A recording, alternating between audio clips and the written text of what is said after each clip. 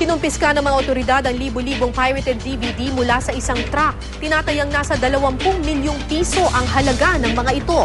May news to go si Victoria Tulad. Libu-libong pirated DVD ang tumambad sa mga tauhan ng OMB o Optical Media Board at Philippine National Police nang buksan nila ang truck na ito na papunta sana ng Quiapo, Maynila. Natsyempohan ng joint operation ng dalawang ahensya ang truck sa Ross Boulevard pasado alas 9 kagabi.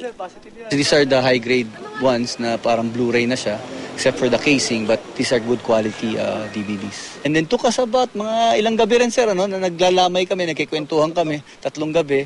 And then finally, kanina, akala namin negative nga ulit. Akala nga namin kanina, magni-negative na kami. Biglang tawag yung tao ko dun sa kabila. Sir, may nasabat kaming van. O sige, darating ako. So, from there, kinuha namin, sa harap ng Traders Highway, then dinala dito sa opisina. Nagkakahalaga raw ng 20 milyong piso ang nasabat na pirated DVDs na pag-aari umano ng Chinese national na si Muzi Zhu.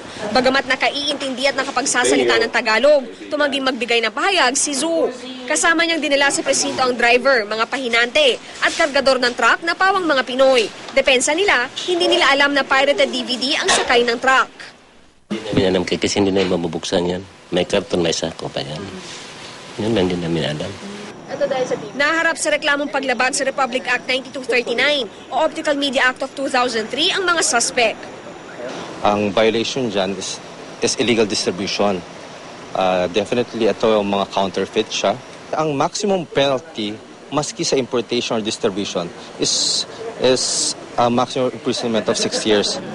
Ito na raw ang pinakamalaking operasyon ng OMB at PNP simula nang magkaroon sila ng Memorandum of Understanding sa pagsugpo ng piracy sa bansa.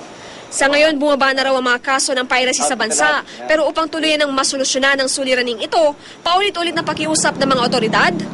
Kung walang bumibili, wala na magbebenta eh. Sana yung mga kaibigan natin, mga kababayan natin, na maging aware din sila sa mga ginagawa namin, pati ng kapulisan na talagang all out ng kampanya natin. Sana huwag na silang bumili ng mga illegal.